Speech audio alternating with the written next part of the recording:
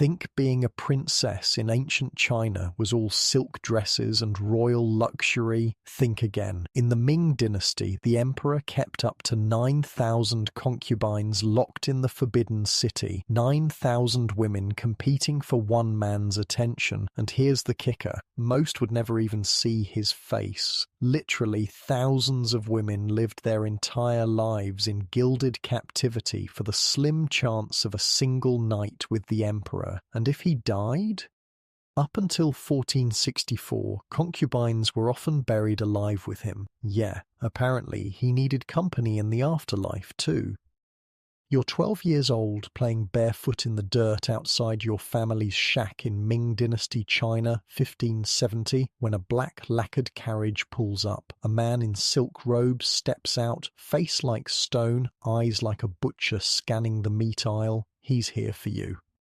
So before we start our journey through history tonight, quick thing, if these stories are helping you relax, I'd love if you could drop a like or subscribe. Also, would you mind sharing where you're listening from and what time it is? Always blows my mind how people are falling asleep to this all over the world. Alright, let's head back to 1570 China. Trust me, it's gonna be quite a ride, but first, get comfortable. Seriously, adjust those pillows, pull up that blanket, because where we're going, you're gonna want to be cozy. So congratulations, you just woke up in the Ming dynasty, except you didn't really sleep. Your straw mat scratches against your skin, and the single thin blanket does nothing against the morning chill. The air smells of wood smoke, human waste, and the slightly sour scent of too many bodies living too close together. Outside, you hear roosters announcing dawn, the creak of cartwheels, someone coughing from a winter illness that won't let go. Your stomach growls. It always growls. Not like your warm, full belly right now in your modern bed. You're the second daughter in a family with 5 children and barely enough rice to go around. Your father works someone else's land, and every year the taxes take more. It's been a hard winter, the kind where old people and babies don't always make it to spring. Not that you need to worry about that anymore, because today men from the imperial court are coming to your village, and rumour says they're selecting young girls. For what? No one will tell you exactly, but your mother keeps looking at you with red-rimmed eyes, and last night you caught her crying into her sleeve when she thought no one was watching. The emperor needs girls, your father says stiffly at breakfast, not meeting your eyes. They say it's an honor to be chosen? Honor. Right. The same honor that took your cousin 3 villages over last year. No one's heard from her since. The man who steps from the carriage doesn't ask questions. He inspects your teeth, your feet, your skin like your livestock on sale day. Then he tosses your father a sack of silver, and just like that, you're gone. Sold. Not as a bride, not even as a servant, but as a concubine. Your mother's sobs fade as the cart rattles away, her face blurred by tears and dust. You're 12, barely old enough to braid your own hair, and now you're cargo-headed for the Forbidden City. The air stinks of sweat and horse dung, and your stomach churns, not just from hunger, but from the rumours you've heard. Girls like you don't come back, ever. Stop your snivelling, the man says when your tears won't stop. The emperor keeps thousands of concubines. Most will never even see his face, but those who please him rise above their station. Wealth, comfort, power, better than starving in that pigsty you called home. The journey takes weeks. You travel with 20 other girls, all ages 12 to 16, all wide-eyed with fear or false bravado. One tries to escape the first night and is dragged back, beaten and tied to the wagon. Message received. No one else tries to run. You arrive at a towering gate, red as blood, where eunuchs with cold eyes herd you like cattle. Eunuchs, men who aren't men anymore. Their high voices and smooth faces make your skin crawl. Some are kind in a distant way. Others seem to enjoy the power they hold over you. "Strip!" one orders, his voice weirdly pitched between man and woman. You and the other girls stand shivering as they poke and prod, examining skin and feet. One girl's sent home for a crooked nose, another's kept because her feet are small enough to bind. Yeah, foot binding. They crush your bones into lotus shapes so you'll hobble prettily for the emperor. Sounds fun, right? Wrong. It's torture that'll leave you screaming for weeks. You pass inspection. Barely. Now you're in the harem, a maze of silk walls and whispered threats. The Forbidden City isn't just a palace, it's a city within a city, and the women's quarters are a prison draped in silk. The walls shimmer with gold, but the air's thick with jasmine incense and fear. Older concubines glare, their eyes sharp as knives. They're not your friends. They're your rivals, and they'd sell their own kids to keep their spot in the emperor's bed. Look at these country rats, one sneers, her fingernails long and painted red, getting younger every year. This one hasn't even bled yet. Your first job? Serve tea to a senior consort who slaps you for pouring too slow. Your cheek stings, but crying's a luxury you can't afford. The rules are simple. Obey, charm, survive. Slip up and you're out of a job. Nope, you're dead. Maybe starved, maybe tortured in the worst possible way.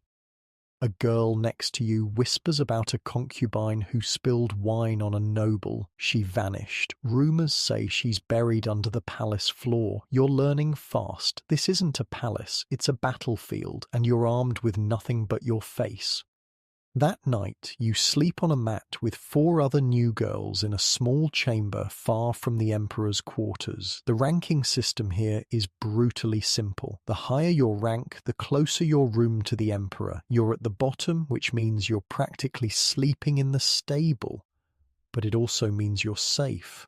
For now. You learn quickly that the palace runs on bribes and favors. The eunuchs control access to everything: food, clothing, medicine, messages, and most importantly, access to the emperor. Want better food? Bribe a eunuch. Want to send a message home? Bribe a eunuch. Want to avoid the emperor's attention until you're older? Definitely bribe a eunuch. But what do you have to bribe with? Nothing. Which is why you learn to steal. Small things at first, a hairpin left unwatched, extra food from the kitchen. You hide these treasures under a loose floorboard beneath your sleeping mat. Your emergency fund, your survival kit. A month passes, then 2. You're assigned to help in the laundry, washing the fine silks of higher-ranking concubines. The work is hard, but it keeps you out of sight. And in this place, invisibility is safety. Keep your head down, an older laundrywoman tells you. She's not a concubine, but a servant, which means she'll never face the emperor's bed, but also never face his wrath. Stay small, stay quiet, learn everything. The walls have ears, and the wrong word to the wrong person will get your tongue cut out. You notice things, like how Consort Lin always has bruises on her wrists but wears the Emperor's favourite jade bracelet, or how Lady Sun, once favoured, now works in the kitchen after failing to produce a son, or how the Empress walks with 6 attendants who taste everything before she does make. Not because she's important, but because she has the most enemies.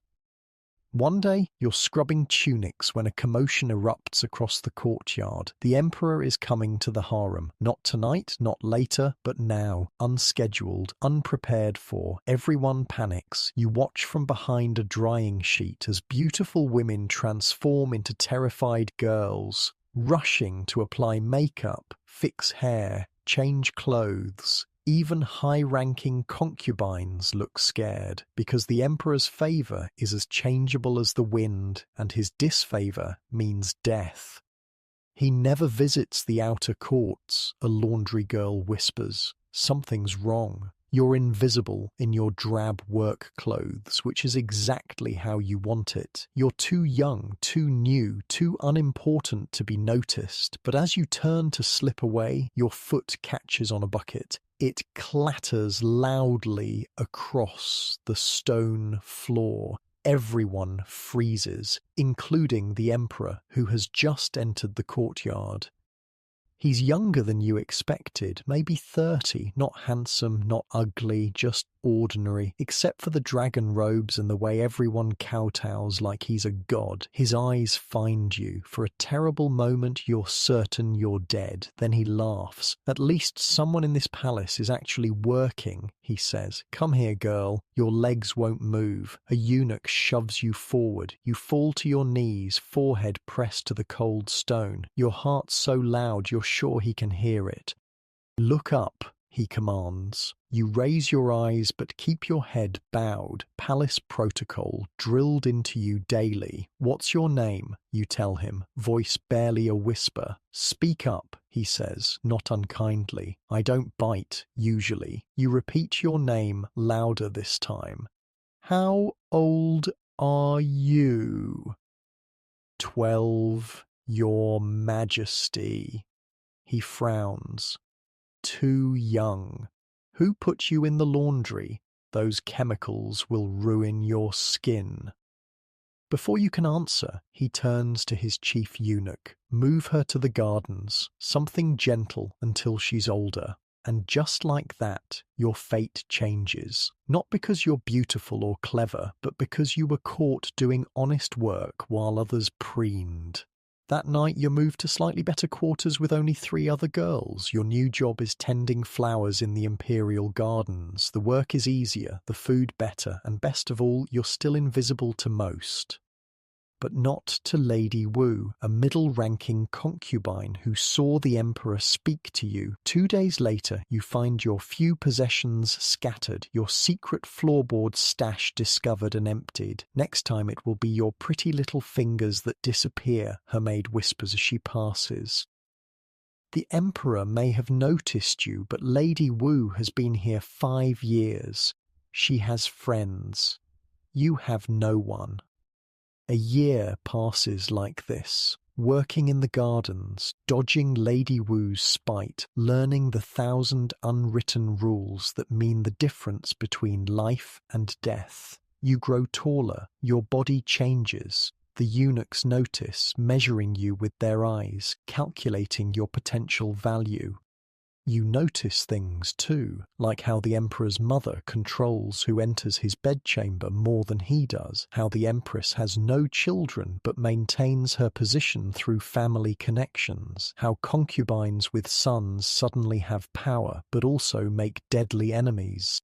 You make exactly one friend, a girl named May, who works in the kitchen. You trade small favors. She slips you extra food, you bring her flowers from the garden. It's dangerous to trust anyone here, but going it completely alone is even more dangerous. On your 13th birthday, not that anyone knows or cares, you're tending the winter plum blossoms when you overhear 2 eunuchs talking. The astrologer says it's time, he'll need the virgins prepared. All of them? There must be 200. No, just the new ones from the past year. 20, maybe 30 girls. Better warn the handlers. Some are still young. The stars don't care about age, and neither does the emperor. Your blood runs cold. You've heard whispers about this. Once a year, based on star alignments and ancient protocols, the emperor takes new concubines to his bed. A ritual deflowering. A blessing for the empire, a nightmare for the girls. That night, you don't sleep. You lie awake, planning. You've survived a year in this silken hell, but this is different. You're 13, terrified and about to face the most powerful man in China in the most intimate way possible, and you have exactly 3 days to figure out how to survive it. Your hands shake as you tend the garden the next morning. Every snap of a twig, every rustle of silk makes you jump. They'll be coming for you soon. The eunuchs, the handlers, the women who will bathe you, dress you, prepare you for the emperor's bed. You heard, May says, appearing suddenly beside you with a basket of kitchen scraps for the compost. You nod, not trusting your voice. I've been here 3 years, she says quietly. I was called my first year. I was 14. What was it like? you whisper. She looks around carefully before answering. Quick, impersonal. He had 12 girls that night. We were just a ritual, a duty. He barely looked at my face. Were you scared? Terrified. But fear shows weakness. Never show weakness here. It attracts predators. What do I do? May sighs. Be clean. Be quiet. Do exactly as you're told. And whatever you do, don't cry. He hates criers. That afternoon, it happens. A senior eunuch and 2 attendants come to the garden. Your name is on their list. You're taken to a new section of the palace, one you've never seen before, closer to the emperor's quarters. A dozen other girls are already there, all looking as scared as you feel. The next 3 days are a blur of preparations. You're bathed in perfumed water, your skin scrubbed until it hurts, your hair is washed, oiled, styled. You're taught how to walk, how to bow, how to speak to the emperor. Most importantly, you're taught how to please him. The older concubines who train you are matter of fact, clinical. This is a duty, a service to the empire. Your feelings don't matter, your fear doesn't matter. All that matters is the emperor's pleasure. He likes to be praised, one tells you. Not obviously, subtly. Make him feel powerful. Don't speak unless spoken to, says another, and then keep it brief. If he asks if you're afraid, lie, a third adds. Men hate fear unless they've deliberately caused it. On the 3rd day, you're dressed in red silk, your face painted white with lips stained crimson. You barely recognize yourself in the polished bronze mirror. You look older, beautiful even, and absolutely terrified. You and the other girls wait in a chamber outside the emperor's bedroom. No one speaks. Some pray silently. Others stare blankly, already retreated somewhere deep inside themselves. One girl vomits in a corner and is quickly hustled away. She won't be coming back. A eunuch enters with a wooden tablet bearing names. The emperor will see 5 girls tonight. The rest will return tomorrow. Your name is called 3rd. The walk to his chamber feels like walking to your execution. Your bound feet, freshly rewrapped to look smaller, send shooting pain up your legs with each step. But you don't stumble. You can't afford to. Inside, the emperor reclines on a massive bed platform. He looks bored, tired. He barely glances at you as you enter. You kowtow, pressing your forehead to the floor. Your heart is a war drum in your ears. Rise, he says. You stand, eyes downcast. You're the garden girl, he says, surprising you. I remember you. You risk a glance up. He's studying you now, more curious than predatory. Yes, Your Majesty. You're very young. I am 13, Your Majesty. He sighs heavily. I have 30-year-old ministers who look younger than me. This ritual ages me a decade each year. You don't know what to say to that, so you remain silent.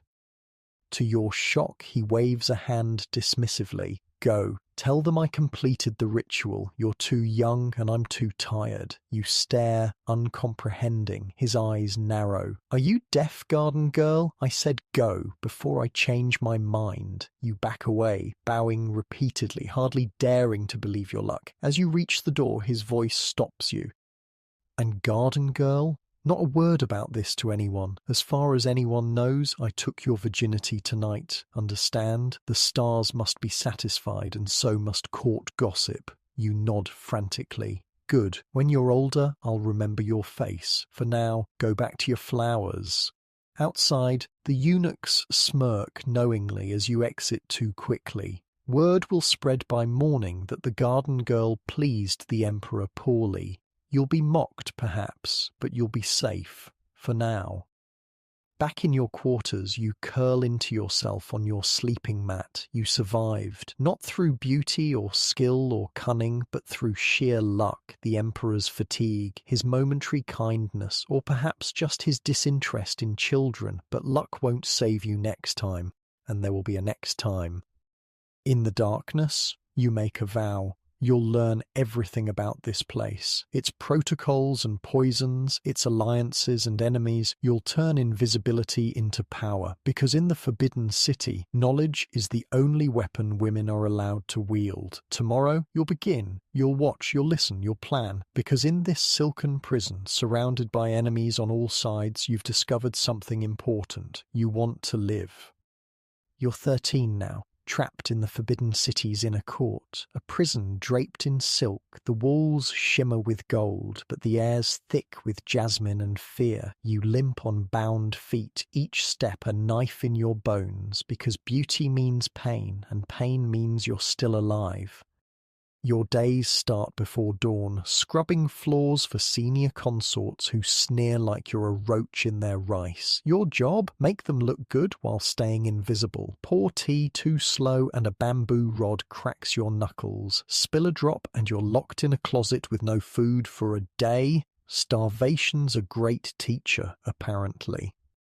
The Emperor's bed is the prize, and every girl here's playing a deadly game to get there. You're taught to smile, bow, and flutter your fan like it's a weapon. But the real battlefield is the whispers. That girl with a jade hairpin, she spread a rumor you stole a noble's comb.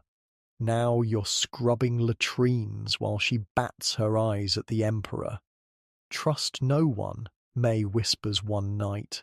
They'll drown you in silk to climb higher.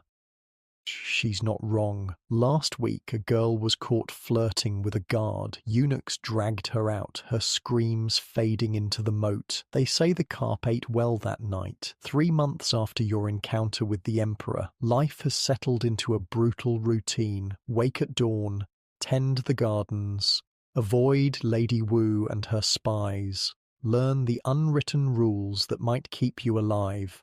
Sleep. Repeat.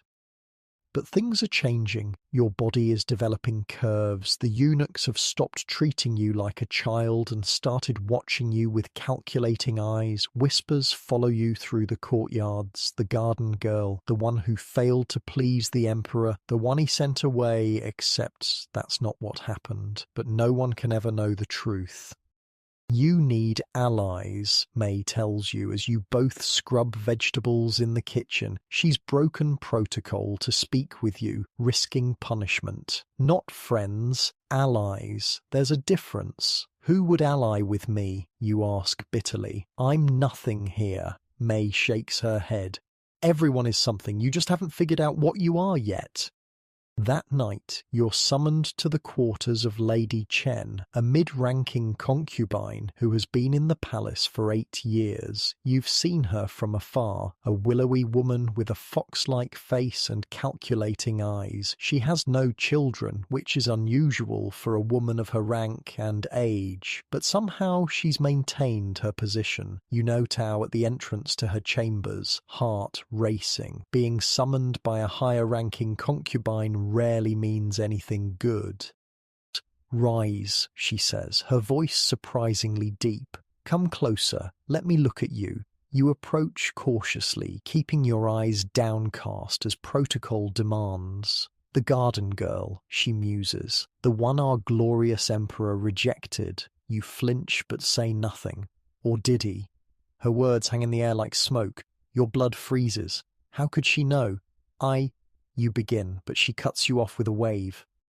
Don't lie to me, child. I have eyes everywhere, including outside the Emperor's bedchamber that night. I know you were in there for less than 5 minutes. Not even the most disappointed Emperor finishes that quickly. You remain silent, trapped. Relax, she says, almost kindly. Your secret is safe with me, for now. But secrets are currency here, and I've just given you valuable information. I know something about you. Now you owe me. What do you want? You whisper. Information, she says simply. You work in the gardens. You're invisible. People talk around you. You hear things. I want to know what you hear. And just like that, you've become a spy. Not by choice, not by design, but by the simple mechanics of survival. Lady Chen doesn't want your beauty or your body. She wants your ears, your eyes, your access to places she can't go. So you listen, you watch, you remember. You learn that the second consort has been stealing medicine meant for the emperor's mother, that the chief eunuch accepts bribes to rearrange the emperor's sleeping schedule, that 3 of the palace maids are actually spies for the Minister of Rights, who seeks to reduce the eunuch's power. Each bit of information you bring to Lady Chen earns you a small protection, tea served by her maids when you're thirsty, a salve for your aching feet. Once, when Lady Wu tries to have you reassigned to the laundry again, a whisper from Lady Chen keeps you in the garden. But you're playing a dangerous game. Lady Chen isn't the only one collecting secrets. Everyone here trades in whispers. The question is, what happens when you run out of useful information to share? Your opportunity to prove your worth beyond gossip comes unexpectedly. One morning, as you're pruning winter plum blossoms, you overhear 2 eunuchs talking in hushed tones. The Minister of Defense is pushing his daughter as the next imperial consort, one says. She arrives next week. The Empress won't like that, the other replies. She's been blocking new high-rank concubines for months. This one comes with 20 war horses and a promise of military support. Even the Empress can't block her. You bring this information to Lady Chen that night. Her eyes narrow as she processes the implications. A new high-ranking concubine changes everything, she murmurs, especially one with military backing. Is it bad, you ask? It's dangerous, she corrects. New pieces on the board mean the game changes, but danger can be opportunity if you're smart. She studies you for a long moment. How are your calligraphy skills? You admit they're poor. As a farmer's daughter, you never learned to read or write. Lady Chen frowns. That won't do. Starting tomorrow, you'll spend your evenings with my maid Lin. She'll teach you. But why?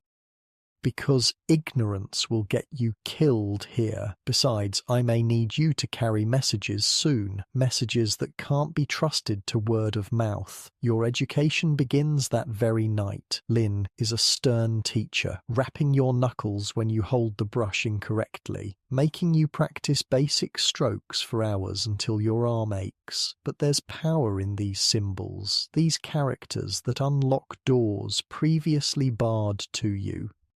While you learn to read and write, life in the Forbidden City continues its deadly dance. The minister's daughter arrives with great fanfare, a beautiful girl named Lady Sun with perfect oval face, tiny feet, and the confident demeanor of someone who's never known true hardship.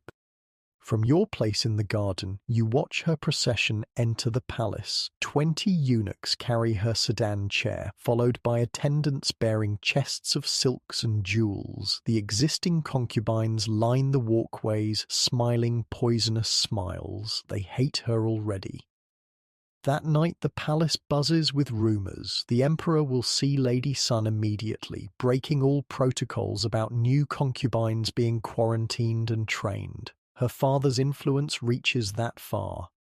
This is bad for the Empress, Lady Chen tells you as you practice writing characters by candlelight. If Lady Sun produces a son quickly, her military backing could threaten the current power balance. Can't the Empress just get rid of her, you ask, thinking of how easily other girls have disappeared? Lady Chen smiles grimly. Not this one. She's too well connected. No, this requires subtlety. 3 days later, Lady Chen gives you your first real mission. You're to deliver a small package to one of the eunuchs who serves in Lady Sun's quarters. Don't open it, she warns. Don't ask questions. Just make the delivery and return immediately. The package feels light in your hands, wrapped in simple brown paper. It could contain anything: a bribe, a love note, poison. You don't want to know, but as you make your way across the palace, slipping through servant corridors and hidden pathways Lady Chen has mapped for you, your curiosity burns like a fever. You find the eunuch, an older man named Wei, exactly where Lady Chen said he would be. He takes the package without a word, his face revealing nothing. Only the slight tremor in his hand suggests this exchange is anything but routine. That night, Lady Sun falls violently ill. Food poisoning, the palace physicians declare. Nothing fatal, but enough to keep her from the emperor's bed for at least a week. You say nothing, but your hands shake as you tend the garden the next day. You've become complicit in something dangerous. You did well, Lady Chen tells you that evening. The delay gives us time to prepare. Prepare for what, you dare to ask? War, she says simply. Lady Sun won't be content with just the Emperor's favour. She'll want power, real power, and that means removing obstacles. Like the Empress? Like anyone who isn't useful to her. Lady Chen gives you a pointed look. So make yourself useful to everyone, little garden girl. It's the only way to survive when the powerful start killing each other. Your education accelerates. By day you tend the gardens, gathering information and observing the shifting alliances of the court. By night you learn to read, write, and navigate the labyrinthine politics of the inner palace. Lady Chen proves to be a complicated patron. She's harsh, demanding, sometimes cruel, but she's also teaching you to survive, to think 3 moves ahead, to see people as pieces on a board rather than as friends or enemies. The Emperor is not the most powerful person in this palace, she tells you one evening. Real power lies with those who control access to him. Remember that. 6 months after you first entered the Forbidden City, you scarcely recognize yourself. Your hands, once rough from farm work, have softened. Your skin, protected from the sun by wide-brimmed hats in the garden, has lightened to the pale shade prized by nobility. You can read simple texts, write basic messages, and navigate the physical and social mazes of the palace with growing confidence. But you're still nothing in the grand scheme, a pawn being moved by Lady Chen for her own purposes, and pawns are sacrificed without hesitation when the game requires it. Your moment of truth comes during the Mid-Autumn Festival. The palace is decorated with lanterns, and for once, the concubines can mingle more freely in the courtyards to admire the full moon. It's one of the few nights when the strict hierarchies relax slightly. Lady Chen gives you a simple task. Deliver a message to a eunuch named Lu, who serves the Emperor's mother. The message is written in your own hand, a test of your calligraphy as much as your loyalty. It contains information about Lady Sun's secret meetings with her father's military advisors. Information that, if true, suggests treasonous intent. As you make your way across the moonlit courtyards, the folded paper feels like it's burning through your sleeve where you've hidden it. This isn't just palace gossip. This is dangerous enough to cost lives. You find Eunuch Lu easily enough, but as you're about to pass him the message, you spot Lady Sun watching from a nearby pavilion. Her eyes meet yours, and in that instant, you know she suspects something. You walk past Eunuch Lu without delivering the message. Later that night, Lady Sun's attendants search the quarters of all lower-ranking concubines and servants. They claim to be looking for a stolen hairpin, but you know better. They're looking for evidence of espionage. When they reach your sleeping mat, your heart nearly stops. The message is still hidden in your sleeve, but the searchers are thorough, making everyone strip to their underclothes. There's nowhere to hide it. In desperation, you do the only thing you can think of. You shove the paper into your mouth and swallow it. The rice paper dissolves quickly on your tongue, the ink bitter but not impossible to stomach. The search reveals nothing, but you've crossed a line. You've betrayed Lady Chen's orders, and worse, you've destroyed information that implicated Lady Sun in treason. If Lady Chen discovers what you've done, your punishment will be severe. You can't sleep that night, torn between fear of Lady Chen's retribution and uncertainty about whether you've done the right thing. Was the message even true, or was Lady Chen using you to plant false information? The next morning, as you work in the garden with shaking hands, a shadow falls across the flower bed. You look up to find Lady Sun herself standing there without attendants, which is unusual and forbidden. "Walk with me," she commands softly.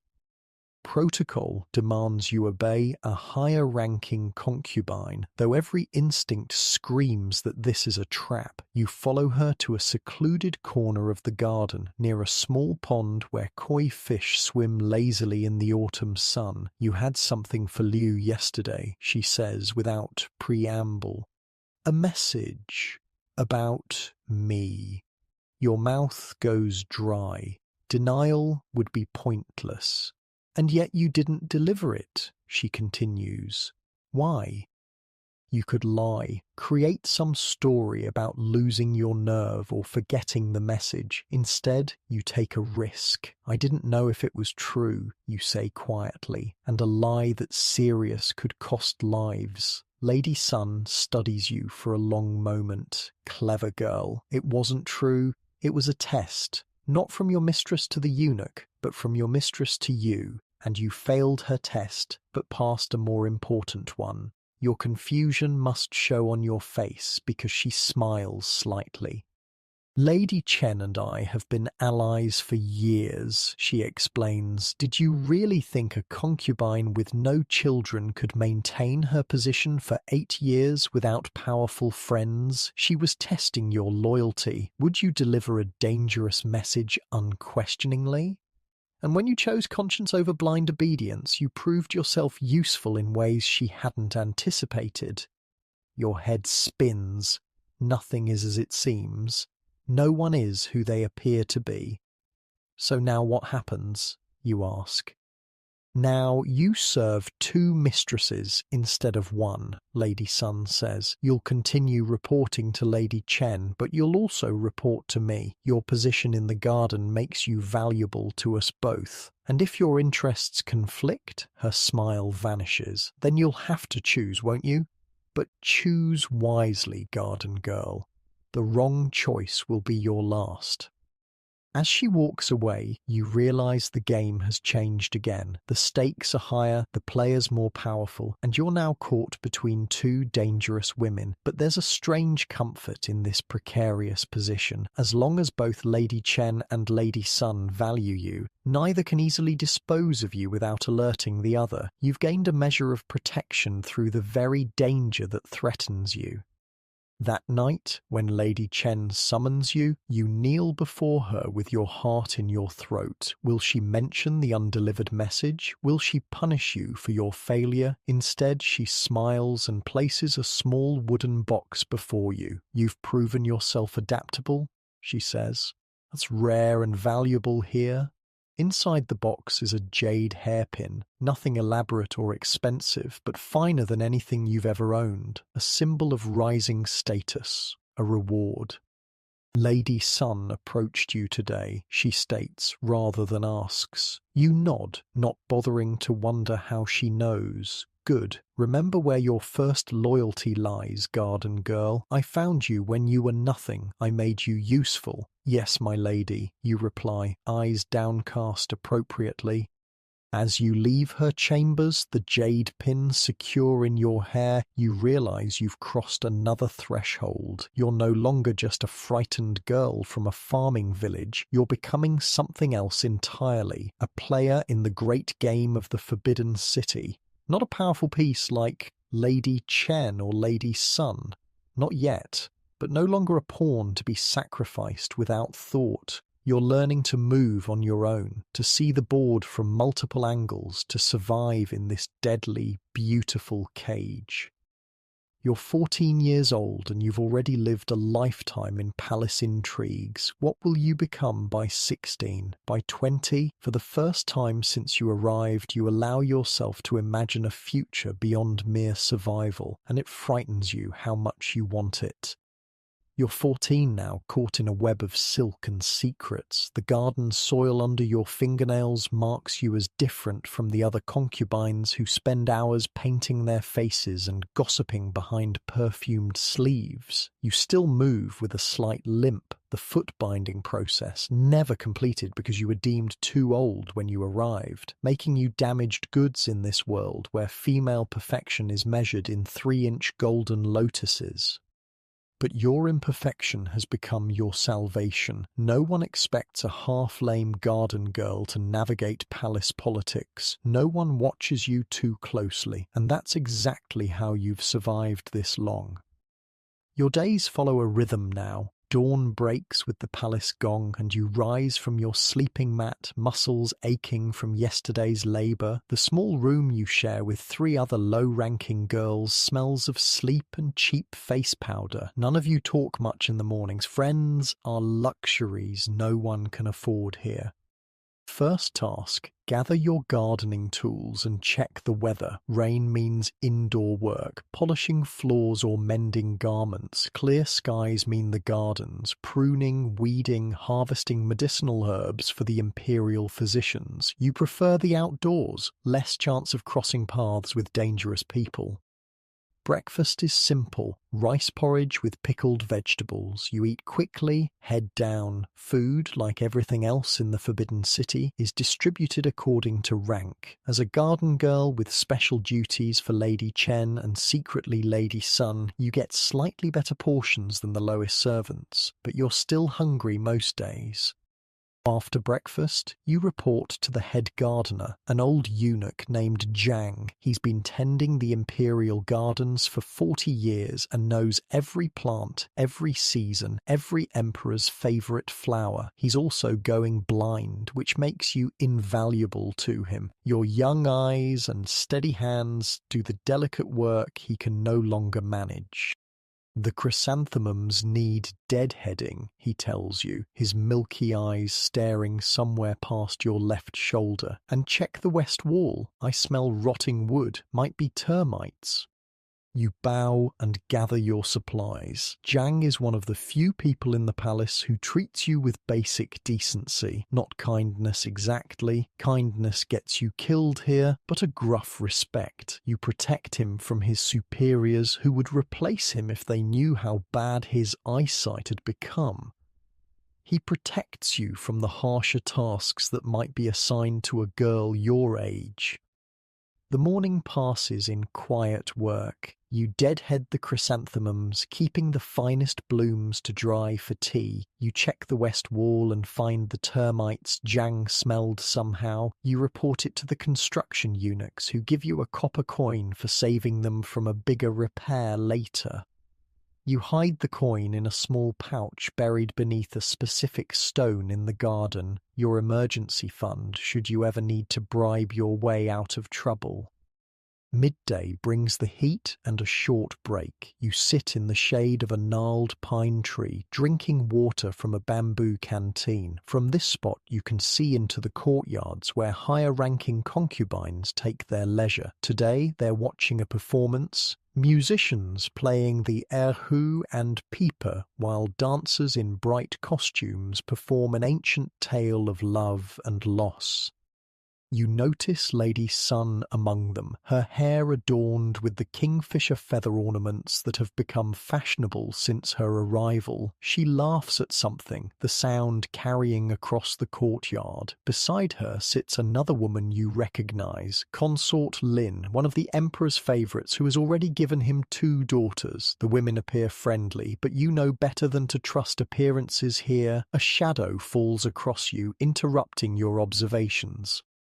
Enjoying the show, garden rat? Lady Wu sneers down at you, 2 of her maids flanking her like prison guards. You lower your eyes and start to rise, but her foot presses down on your calf, pinning you in place. The pain shoots up your leg, but you don't cry out. She'd enjoy that too much. I asked you a question. Forgive me, my lady. I was merely resting a moment. Her foot presses harder. Spying, more likely. Who do you report to these days? Lady Chen? Or has she tired of you? You say nothing, which infuriates her more. Lady Wu has been your enemy since your first days in the palace, though you've never understood why she bothers with someone as lowly as you. Perhaps I should have you reassigned, she muses. The night soil collectors need assistance. Imagine, from the gardens to shoveling shit. Though in your case, it's hardly a demotion. The head gardener would miss me, you say carefully. He relies on me for the Emperor's medicinal herbs.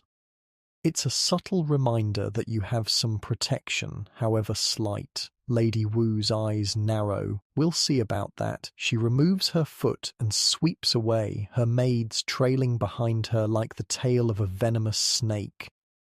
You rub your calf, knowing it will bruise badly. Lady Wu is dangerous, but also careless. She's made too many enemies, spread her spite too broadly. In the 2 years you've been here, you've seen her influence wane as others rise. Still, a cornered rat bites harder, and Lady Wu's definitely cornered these days.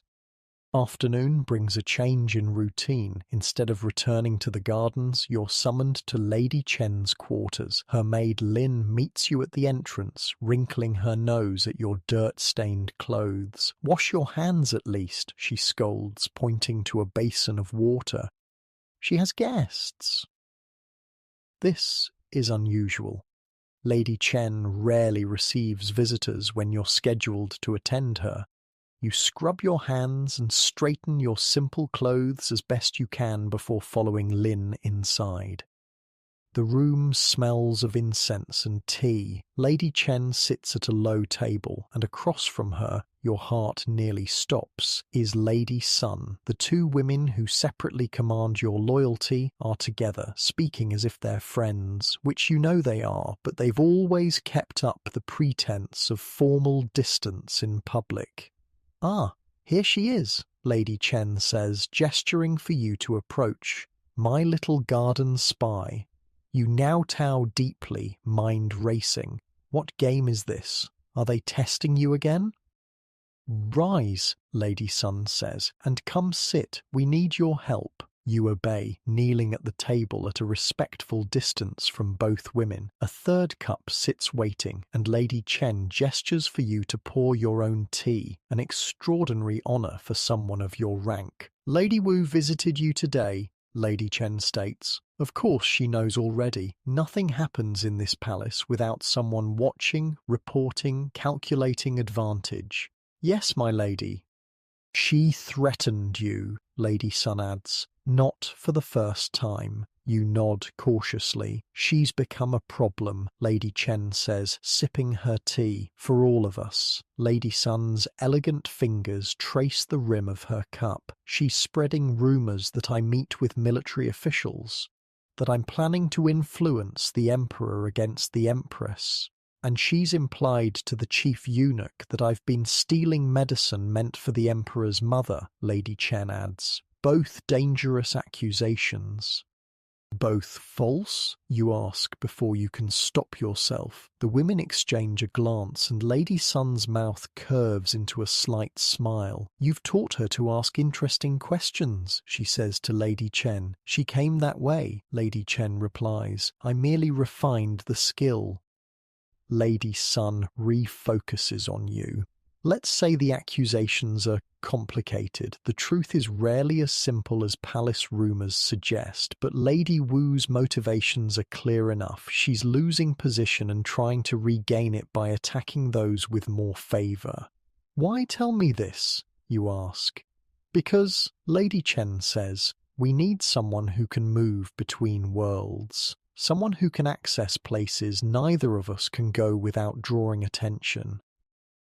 Someone disposable? The question slips out before you can censor it. Instead of anger, your impertinence earns a bark of laughter from Lady Chen. "If we wanted disposable girl, we'd use one of 50 serving maids. No, we need someone with specific skills. Someone who knows plants grown sei." Understanding dawns slowly. "You want me to poison Lady Wu?" "No," Lady Sun says sharply. "Poison is crude, detectable, and punishable by death for all involved. We need something more subtle." Lady Chen sets down her teacup. Lady Wu suffers from vanity above all else. Her beauty is her only real currency, and she knows it's fading. She's been using whitening creams, desperate to maintain her complexion. She has her own garden of herbs she thinks will preserve her youth, Lady Sun adds. A private plot behind her quarters that only she tends. Now you see the plan. You want me to add something to her garden, something that will affect her appearance without seeming like obvious poison. Lady Chen smiles, and it reminds you of a fox eyeing a rabbit. Clever girl. There are plants that cause rashes, discoloration, subtle effects that appear to be natural ailments rather than deliberate poisoning. The garden records show several such plants in the imperial collection, Lady Sun says, but identifying them, harvesting them properly, applying them correctly, that requires expertise. Zhang would know, you say cautiously. Zhang cannot know about this, Lady Chen says firmly. His loyalty is to the gardens first, but you've been studying with him for 2 years. Surely you've learned enough. You have, is the terrifying thing. You know at least 3 plants in the imperial gardens that could create the effects they want. Plants that would cause Lady Wu's prized skin to break out in blotches and blemishes. Not life-threatening, but devastating to her status and self-image. If I'm caught, you begin. You won't be, Lady Sun assures you. We've arranged for Lady Wu's usual maids to be reassigned for 1 night. Temporary food poisoning, nothing serious. During that time, you'll deliver replacement herbs to her garden. After that, nature takes its course. And if she suspects? She'll suspect everyone except a garden girl, Lady Chen says dismissively. Her pride wouldn't allow her to believe someone so low could harm her. You take a deep breath. This is dangerous. Not as dangerous as actual poison, but still risky enough to cost you your place here, maybe your life. Yet refusing these 2 powerful women might be even more dangerous. I'll need 3 days, you say finally, to identify the right plants, harvest them properly, and prepare them. The women exchange satisfied glances. 3 days, Lady Sun agrees, no more. After you leave their quarters, you walk through the palace in a daze. You've just agreed to sabotage a concubine. A cruel one, yes, but still someone several ranks above you. The punishment for such an act would be severe, but the potential reward is significant too. Successfully carrying out this task would bind Lady Chen and Lady Sun to you more tightly. They would owe you protection, favor, perhaps even advancement. That night, you lie awake on your sleeping mat, listening to the quiet breathing of the other girls and the distant call of the night watchman marking the hours. You've come so far from the frightened child who arrived here 2 years ago. You've learned to read and write. You've mastered the geography of the Forbidden City, its social hierarchies, its secret pathways and hidden rules. You've made yourself useful to powerful people. But at what cost? The girl who left her village would hardly recognize the calculating young woman you've become. You wonder sometimes if your mother would be proud of your survival or horrified by your methods. The next morning, you begin your preparations. You carefully harvest small amounts of several plants from different parts of the garden. Nothing enough to be noticed missing, but sufficient for your purpose. White velvet leaf that causes redness and swelling. Manchurian Dutchman's pipe that creates dark spots on the skin. Wild chrysanthemum that, when concentrated, produces a sticky residue causing persistent rashes. You work during your regular garden duties, explaining to Zhang that you're preparing special medicinal mixtures for your monthly women's time, an excuse no male eunuch will question too closely. You dry some herbs, crush others, prepare tinctures using techniques you've learned from watching the palace physicians. On the 3rd day, Everything is ready. You've created a mixture that looks and smells like ordinary beauty treatment ingredients. Aloe, cucumber, pearl powder, but hidden within are the compounds that will gradually affect Lady Wu's precious skin. That night, as arranged, Lady Wu's regular maids are absent, struck with stomach ailments that have them running to the privies every hour. A replacement maid, one loyal to Lady Sun, meets you at a side entrance to Lady Wu's quarters. "Hurry," she whispers. "She's at dinner with the second consort. You have half an hour at most." Lady Wu's private garden is smaller than you expected, just a few raised beds in a courtyard behind her chambers. You quickly identify the beauty herbs she's growing: angelica, ginseng, white peony. You carefully add your prepared mixtures to the soil around each plant, ensuring they'll be absorbed gradually. Then you sprinkle a bit directly on the leaves of the plants most likely to be harvested soon. You're just finishing when you hear voices approaching. The maid grabs your arm, her fingers digging painfully into your flesh. "Someone's coming," she hisses. "Hide. There's nowhere to go except behind a large decorative rock at the edge of the garden." You squeeze yourself into the shadow it casts, making yourself as small as possible. The maid slips away through a side door, abandoning you without hesitation. Lady Wu enters her garden, accompanied by another concubine you recognize as one of her few remaining allies. They're laughing about something, their voices slightly slurred from wine. "She looked ridiculous," Lady Wu is saying. "All those feathers, like some kind of exotic bird." The Emperor prefers subtle beauty. "Is that why he hasn't visited her chambers in a month?" the other woman asks, causing both to dissolve into mean-spirited giggles. They're talking about Lady Sun, you realize, and if what they're saying is true, her position might be more precarious than you thought. The women settle on a stone bench barely 10 feet from your hiding place. If either looks in your direction, you'll be discovered instantly. "The new cream is working wonderfully," Lady Wu says, touching her cheek. "The court physician says my complexion is the finest he's seen in years." "Better than the Empress herself," her friend agrees. "Everyone's noticed. I've been adding extra pearl powder," Lady Wu confides, "and a special ingredient." She lowers her voice, but you can still hear her. "Crushed butterfly wings, very rare, very expensive, but worth every coin."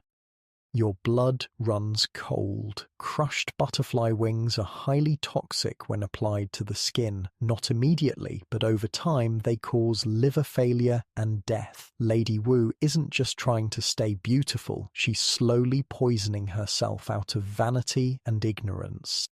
The irony is bitter. You came to sabotage her beauty regimen only to discover she's already doing far worse to herself than you ever intended, and now the mixture you've added will interact with the butterfly powder, possibly accelerating or changing its effects in ways you can't predict. You should feel triumphant. Your enemy is destroying herself, and your mission will hasten her downfall. Instead, you feel hollow. Even Lady Wu doesn't deserve the painful death that awaits her if she continues using that powder. The women eventually move inside, giving you the chance to slip away. Instead of returning directly to report your success, you take a detour to the Imperial Library. You need to research butterfly wing toxicity and possible antidotes. There might be a way to neutralize both your sabotage and her self-poisoning. The Imperial Library is officially forbidden to someone of your rank, but you've learned many ways around such restrictions. A bribe to the right eunuch, knowledge of when certain sections are unguarded, and the ability to move silently through shadowy corridors get you inside.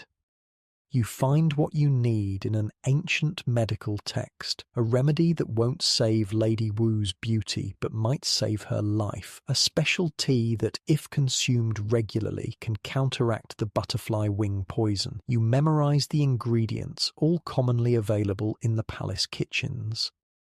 Now you face a choice that will define what kind of person you're becoming in this gilded cage. Do you report your successful mission to Lady Chen and Lady Sun, allowing Lady Wu to continue unknowingly poisoning herself? Or do you find a way to anonymously deliver the antidote information, potentially saving your enemy's life, but risking the displeasure of your protectors?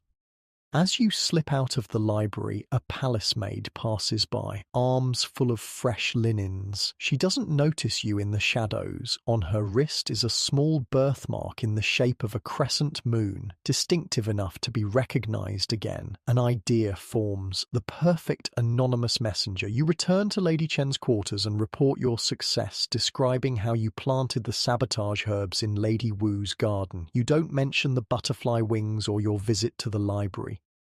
Excellent, Lady Chen says, looking genuinely pleased. Now we wait. The effects should begin appearing within a week. What happens to Lady Wu then? You ask, keeping your voice neutral. Lady Sun, who has joined you, shrugs elegantly. She'll seek medical help, of course. They'll find nothing obviously wrong, just a sudden deterioration of her complexion. She'll be devastated, withdraw from court appearances, lose whatever influence she still has. She won't suspect sabotage. Or she might, Lady Chen acknowledges, but she has too many enemies to identify the source, and by the time she recovers, if she ever does, the court's attention will have moved on to newer, prettier faces. You nod, as if satisfied with this explanation. The plan is elegant in its cruelty, perfect for the palace's particular brand of warfare, but you've already decided it won't play out exactly as they expect.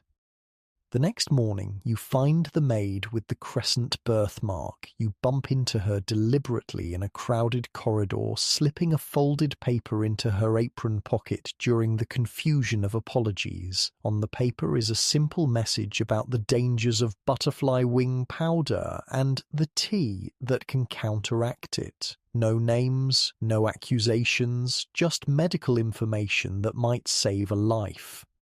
Whether she'll deliver it to Lady Wu, you don't know. Whether Lady Wu will heed the warning if she receives it, you can't predict. But you've done what you can to balance the scales between your duty to your protectors and your own moral compass.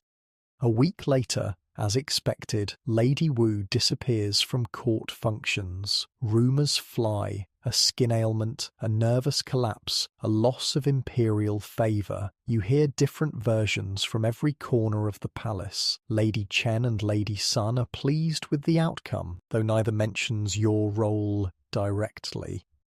What no one knows, except perhaps Lady Wu herself, is whether she received your warning about the butterfly wings. You watch and wait for signs. Her death would indicate she continued the poisonous regimen. Her eventual return to court with a diminished but not destroyed complexion would suggest she heeded the warning. 3 weeks after your night in her garden, you glimpse Lady Wu walking slowly through a distant courtyard. Her face is partially covered by a fan, but she's alive and moving without assistance. Something unclenches in your chest. Whatever else happens between you, at least you don't have her death on your conscience. That night, as you prepare for sleep, you find a small package beneath your sleeping mat. Inside is a simple bronze mirror, nothing elaborate, but far finer than anything someone of your station would typically own. There's no note, no indication of the giver, but the coincidence is too perfect to ignore.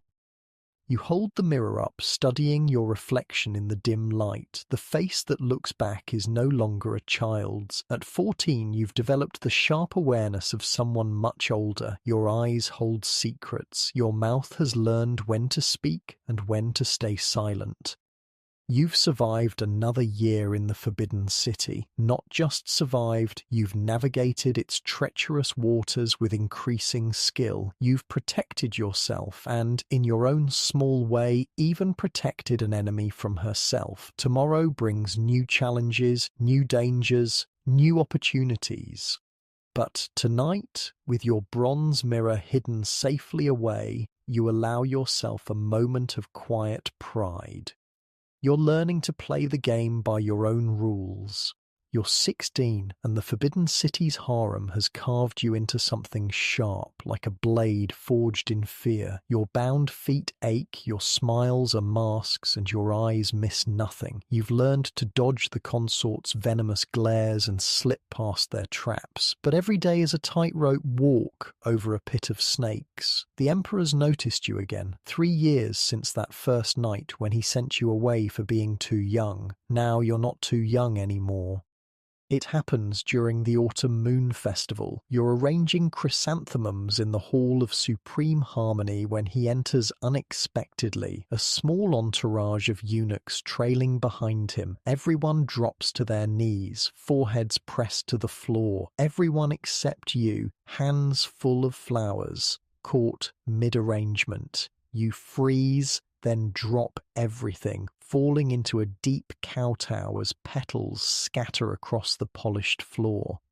"The garden girl," he says, and your blood runs cold at being remembered. "Still working with flowers, I see." "Yes, your majesty," you murmur to the floor. "Rise," he commands. "Let me look at you properly." You stand on trembling legs, eyes downcast as protocol demands. 3 years of palace living have taught you many things, but nothing prepares you for the Emperor's direct attention. "You've grown," he observes. Is that approval in his voice? You dare not hope. Hope is dangerous here.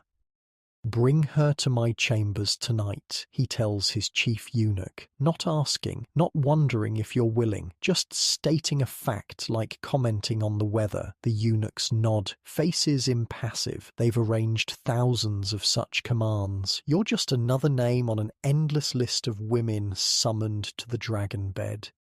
That afternoon is a blur. You're excused from your garden duties and whisked away to be prepared, bathed in perfumed water, skin scrubbed until it hurts, hair washed, oiled, styled in the latest court fashion, face painted white with rouge on cheeks and lips, dressed in layers of fine silk you've only ever handled as laundry. Lady Chen visits during the preparations. She's risen higher in the past year, now a fifth-rank consort with her own small retinue of maids. "Remember what I taught you," she says quietly. "Be pleasing but not eager, responsive but not forward, and whatever happens, do not cry." "What if I disappoint him?" The question escapes before you can stop it. Her eyes soften briefly, then harden again. "Then you'll return to the gardens and continue as before. One night with the Emperor doesn't define your worth unless you get pregnant." The word hangs in the air between you. Pregnancy, the ultimate goal and greatest danger for every concubine. A son means power, status, security. A daughter means slight improvement in rank but little else. No child at all means you return to your previous station, perhaps with a small token of imperial favour. "If you conceive," Lady Chen continues, "everything changes. You'll have enemies you can't even imagine. The Empress herself will notice you, and not favourably." "Has he visited you?" you dare to ask. A shadow crosses her face. "Once, 3 years ago." "No pregnancy then. You understand now why she's invested so much in you. You're her proxy, her second chance at power. If you rise, she rises with you. As darkness falls, you're led through silent corridors to the Emperor's chambers, not carried naked like the high-ranking concubines. You're not important enough for that ritual, just walked there by 2 stone-faced eunuchs who've seen it all before. The Emperor's private quarters are surprisingly simple, luxurious, yes, with the finest furnishings and art, but not the overwhelming display of wealth you expected. He sits at a desk, reading reports, still dressed in semi-formal robes. You kowtow at the entrance, heart threatening to burst from your chest. "The garden girl, your majesty," the chief eunuch announces before backing away, leaving you alone with the most powerful man in China. "Or rise," the Emperor says without looking up. "Pour me tea." You obey, moving to the small table where a teapot sits warming over a tiny brazier. Your hands shake slightly as you prepare the cup. This, at least, you know how to do well. Lady Chen insisted you learn the formal tea ceremony to imperial standards. You kneel and offer the cup with both hands, eyes downcast. He takes it, fingers brushing yours briefly. Your name? You tell him, surprised he doesn't remember. Then again, he's had hundreds of women since that night 3 years ago. Ah, yes, he says, sipping the tea. The honest worker, I remember now. He studies you over the rim of his cup. You still work in the gardens? Yes, Your Majesty. Under head gardener Zhang. You enjoy it? The question catches you off guard. No one in the palace has ever asked if you enjoy your work. Yes, Your Majesty. Plants are honest. They respond to care without schemes or secrets. He laughs, a surprisingly warm sound, unlike people at court. I wouldn't know, Your Majesty. A safe answer. Of course you would, he counters. You've survived 3 years here. That requires understanding schemes and secrets. You remain silent, unsure how to respond. Is this a trap? A test? He sets down his teacup and gestures to a low stool near his desk. Sit. Tell me about the gardens. What's blooming now? For the next hour, you talk about chrysanthemums and plum blossoms, autumn herbs and winter preparations. He asks intelligent questions, showing genuine interest. The conversation gradually shifts to court gossip. Who's allied with whom? Which officials are feuding? Which consorts have fallen from favour? You navigate carefully, sharing only what's common knowledge, nothing that could be traced back to Lady Chen or Lady Sun. The Emperor listens, occasionally nodding or asking for clarification. You realise with a start that this is why you're here, not just for physical pleasure, but for information. As a low-ranking garden girl, you see things the Emperor's usual companions don't. You hear conversations not meant for important ears. You're observant, he says finally, and discreet, valuable qualities. He stands and moves to a smaller, adjacent room. Come. You follow, pulse racing, the bedchamber, the moment every concubine simultaneously fears and desires. What follows is nothing like the horror stories whispered among new arrivals, nor the romantic fantasies peddled by storytellers. It's brief, almost businesslike, not cruel, but not particularly tender either. He treats you with basic consideration, like a man fulfilling a duty rather than indulging a passion. Afterward, he doesn't send you away immediately, which you're told is unusual. Instead, he asks more questions about the palace, about your observations of court dynamics. You answer truthfully when you can, evasively when you must. You may go, he says finally. The eunuchs will escort you back. You bow deeply, unsure if you've pleased him or not. His face reveals nothing.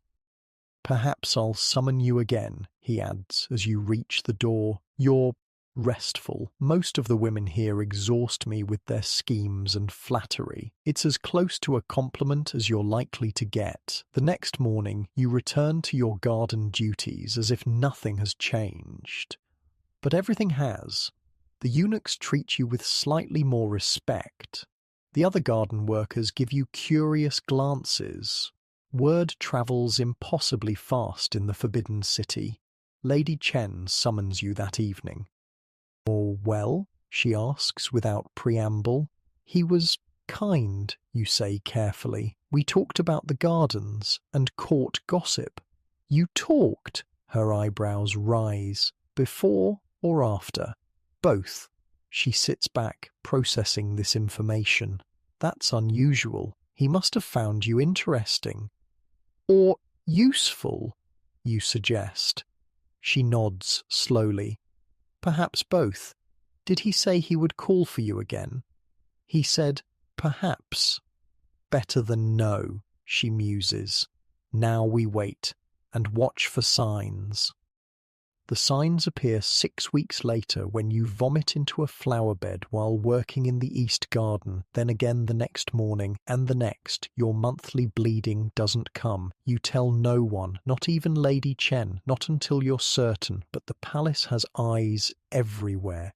The Empress's chief maid notices you refusing spicy foods at dinner. A eunuch sees you retching behind a pavilion. Whispers begin. Lady Sun finds you in the garden storage room taking inventory of winter bulbs. "You're pregnant," she says without preamble. You neither confirm nor deny it. Your silence is answer enough. "The Empress will know by nightfall," she continues. "You need protection. I have you and Lady Chen," you say. She laughs, short and sharp. "We're fifth-rank consorts with no children. Against the Empress, we're nothing." Fear coils in your stomach, colder than the morning sickness. What do I do? First, you move to the pregnancy chambers. It's protocol. All pregnant concubines live there under the royal physician's care. Second, you pray for a boy. Third, she pauses. You watch your food and drink every moment of every day. Poison, the word barely escapes your lips. It wouldn't be the first time a low-ranking concubine's pregnancy ended mysteriously. Her eyes are hard with remembered pain, and you wonder suddenly if she speaks from experience. That afternoon, you're officially moved to the pregnancy chambers, a separate section of the palace where expectant imperial concubines are housed. The rooms are larger, the furnishings finer than you're accustomed to. You're assigned 2 maids to attend you and a eunuch to taste all your food and drink. The other women in the pregnancy chambers regard you with mixed reactions. Some are openly hostile, long-time concubines who resent a garden girl receiving imperial favor. Others are cautiously friendly, seeing potential alliance with a woman carrying what might be the next imperial prince. One, a 4th-rank consort named Lady Zhao, who's 7 months pregnant with her second child, takes you under her wing. "The first 3 months are the most dangerous," she tells you quietly as you sit in the communal courtyard, not just from natural causes, but from assistance. "Poison," you say, no longer afraid to name the threat. She nods. The Empress has her own children. She doesn't want competition, and there are other consorts with sons who don't want their positions threatened. "How did you survive?" you ask. "Vigilance and luck." She pats her swollen belly. "This one has been easier. Once you produce 1 healthy child, they're less likely to target you for a second." You absorb her advice like a sponge. Never eat food you haven't seen prepared. Don't use cosmetics or medicines from unknown sources. Don't allow maids to brush your hair unless you've brought them with you. Trust no one.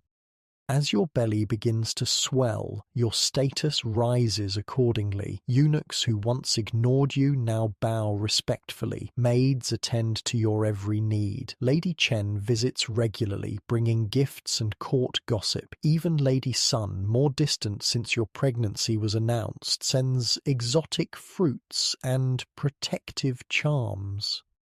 The Emperor himself visits once, briefly. He seems pleased but detached, as if you're a prized broodmare who's performing as expected. He doesn't stay long, asking perfunctory questions about your health before returning to affairs of state. 4 months into your pregnancy, the first attack comes. Your evening tea tastes slightly bitter. You're about to drink it when your food taster, a young eunuch assigned to you, collapses, foaming at the mouth. Chaos erupts. Royal physicians are summoned. Guards question everyone. The eunuch survives barely, but someone clearly wanted you or your unborn child dead. The investigation reveals nothing. The poison was in the teapot, but anyone could have accessed the kitchen. Suspects range from the Empress's servants to rival concubines to political enemies of the Emperor himself. That night, Lady Zhao slips into your chambers. You can't stay in the communal areas, she whispers. Request private quarters. Say the other women's fragrances make you ill, and bring your own cook from outside, someone with no palace connections. I don't know anyone outside, you admit. After 3 years in the Forbidden City, your world has narrowed to these walls. I do, she says. My family will send someone, an old woman, too loyal to be bribed, too skilled to be easily replaced.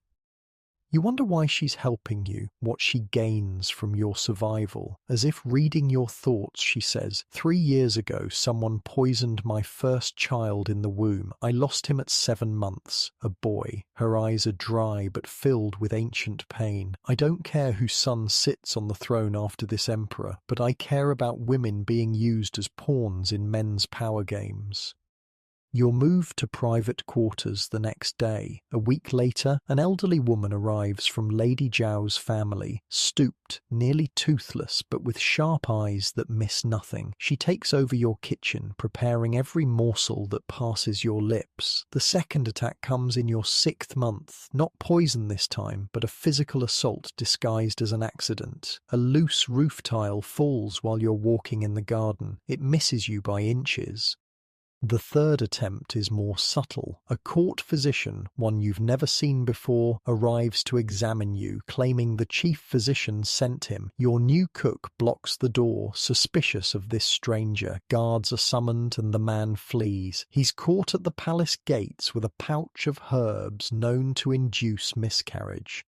Through it all, your belly grows. The child within kicks strongly, a fighter like its mother. You speak to it at night, promising protection, safety, the security you never had. You will be born, you whisper to your swollen abdomen. You will survive, we both will. In your 8th month, you're too big to walk comfortably. Your feet, never properly bound but still damaged from the initial process, ache constantly from the extra weight. You spend your days sitting in your private garden, watching plum blossoms open in the early spring air. Lady Chen visits more frequently now, bringing reports of court intrigues and positioning herself as your chief ally. Lady Sun is more distant, though still nominally supportive. Lady Zhao, now nursing her newborn son, sends advice and small gifts for the baby. The Empress is worried. Lady Chen reports one afternoon. Her oldest son is sickly again. If you bear a healthy boy... She doesn't finish the thought. She doesn't need to. A healthy imperial son elevates his mother to unimaginable heights. The emperor already has 3 sons by different concubines, but only one by the empress, and that boy has always been weak. I don't want power, you say truthfully. I just want my child to live. Lady Chen laughs. In this place, those are the same thing. Without power, neither of you will survive long. Labour begins on a warm spring night. Pain like nothing you've imagined rips through your body. The midwives are summoned, old women with hands gentled by delivering generations of imperial children. Breathe, they instruct, moving around you with practiced efficiency. Outside your chamber, eunuchs wait to announce the birth. Guards stand at every entrance, checking all who enter. No one takes chances with an imperial birth. The labour lasts 2 days, 2 days of agony, of pushing and bleeding and praying to gods you're not sure exist. Your world narrows to pain and breath and the urgent need to expel the life within you, and then, suddenly, release. A cry pierces the room, strong, indignant, alive. A boy! The chief midwife announces, and the room erupts in controlled excitement. They place him on your chest, red-faced, squalling, perfect. Your son, the emperor's son, an imperial prince. Before you can fully grasp the miracle in your arms, he's taken away to be cleaned and examined. Protocol dictates that imperial children belong to the state more than to their mothers. The news spreads through the palace like wildfire. By nightfall, gifts arrive from officials and nobles seeking favour with the mother of a prince. The emperor himself visits briefly the next day, clearly pleased by his new son's robust health. He will be called Prince Yong, he announces, and you will be elevated to fourth-rank consort. Just like that, you rise from garden girl to imperial consort, from nothing to something, all because your body performed its function and produced a male heir. Your son is moved to the imperial nursery, attended by wet nurses and nannies selected by court officials. You're allowed to visit daily, but not to nurse him yourself. Imperial consorts don't perform such basic functions. It breaks your heart to see another woman feeding your child, but you remind yourself that this separation is the price of his security, his future, his life. In the imperial nursery, he's surrounded by guards and tasters. No loose roof tiles will threaten him there. Your new quarters reflect your elevated status, larger, more luxurious, closer to the emperor's chambers. New maids attend you, women who a month ago would have sneered at a mere garden worker. They bow and scrape now, eager to serve the mother of Prince Yong. Lady Chen is among your first visitors after the birth? You've done it, she says, genuine admiration in her voice. From the gardens to fourth rank in 3 years. Unprecedented. Because of your guidance, you acknowledge. She smiles. We rise together. I've already been granted new privileges as your patron. The alliance continues, mutually beneficial, but now the balance of power has shifted slightly. You're no longer just her protégé. You're the mother of a prince. You have your own source of influence now. Lady Sun visits too, bringing an exquisite jade rattle for the baby. The Empress has taken notice of you, she warns. Be careful. Your son may be protected by his imperial blood, but you remain vulnerable. What would you suggest? You ask. Make yourself useful to the Empress, Lady Sun advises. Find a way to serve her interests rather than threaten them. A woman in her position has many needs that aren't being met by her usual sycophants. It's wise counsel. The Empress, for all her power, is still a woman navigating a man's world. Perhaps there's room for alliance rather than enmity. As you recover from childbirth, you begin planning your next moves in this deadly game. You're no longer fighting just for your own survival, but for your son's future. Every alliance, every decision, every whispered secret now carries greater weight. You're a mother in the Forbidden City, the most dangerous and powerful position a woman can hold. You're 18 now, mother to a prince and officially a fourth-rank consort. Your son, Prince Yong, is 7 months old, growing stronger every day in the imperial nursery. Your rooms are luxurious, your clothes fine silk, your hair adorned with jade pins. Servants bow as you pass. Eunuchs defer to your wishes. What a difference a child makes, especially a male one. Yet with status comes new dangers. The shadows have grown deeper. The knives sharper, the smiles more poisonous. The Empress has requested your presence, announces a senior eunuch one spring morning. He bows respectfully, but you don't miss the flicker of concern in his eyes. Your heart skips. In the 2 years since your arrival at the Forbidden City, you've never once been summoned by the Empress. You've glimpsed her at formal ceremonies, of course, a severe woman in her 40s with impeccable posture and cold, assessing eyes. But direct interaction? Never.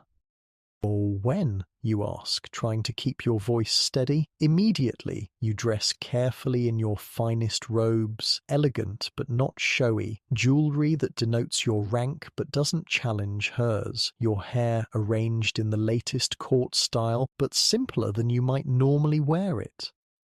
Every detail sends a message, and the message you want to convey is respectful deference, not competition. The Empress's quarters lie in the heart of the palace, a series of interconnected courtyards and pavilions larger than entire villages. Her personal guards, women, not eunuchs, search you thoroughly before allowing you to enter the innermost chamber. The room takes your breath away, jade and gold everywhere. carved screens depicting immortals and mythical beasts, silks so fine they seem to float, and at the centre, seated on a raised dais, the Empress herself. You kowtow deeply, pressing your forehead to the cool marble floor. "Rise," she commands. Her voice is surprisingly melodious. You stand, keeping your eyes appropriately lowered. "So you're the garden girl who caught my husband's eye," she says, studying you with frank curiosity, "and gave him yet another son." "Your Highness honours me by remembering," you murmur. She laughs, short and sharp. "I remember everyone who enters my husband's bed, and everyone who bears his children, especially the sons." You say nothing, waiting. In the Forbidden City, patience often reveals more than questions. "Your son is strong," she continues, "healthier than most. The physicians say he has a good constitution." "Heaven has blessed him," you reply carefully. "Heaven and the proper bloodlines." She taps her fingers on the armrest of her chair. "Tell me about your family." The question is a trap. Everyone knows you're a farmer's daughter, plucked from obscurity. To pretend otherwise would be laughable, but to admit your low origins too directly might seem like highlighting the fact that a peasant girl has produced a stronger heir than the Empress herself. "My family served the soil, Your Highness, simple people who worked hard and honoured their ancestors. No notable bloodlines, no distinguished relatives?" "None that I know of, Your Highness." She nods, as if confirming something to herself. "And yet you've risen quickly here, fourth-rank consort in just 3 years, with valuable alliances." So she knows about Lady Chen, Lady Sun, Lady Zhao. Of course she does. The Empress has spies everywhere.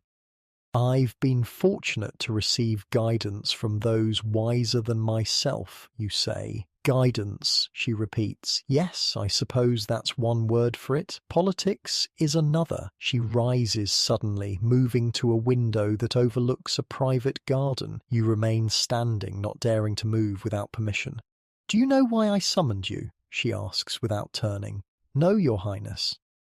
"Because I wanted to see if you're as clever as they say." Now she turns, fixing you with that penetrating gaze, "and whether you might be useful to me." The statement hangs in the air between you. The Empress, the most powerful woman in China, is suggesting an alliance, or at least an arrangement of mutual benefit. "How might I serve Your Highness?" you ask, choosing each word with care. "My son is delicate," she says bluntly. "The Crown Prince has always been sickly. His position is secure. He is the eldest after all. But there are those who whisper he may not be strong enough to rule when the time comes." You know the whispers she means. Everyone does. "The Crown Prince is 15, but looks 12, thin and pale, prone to fevers and coughing fits. His brothers, including your own son, appear far healthier."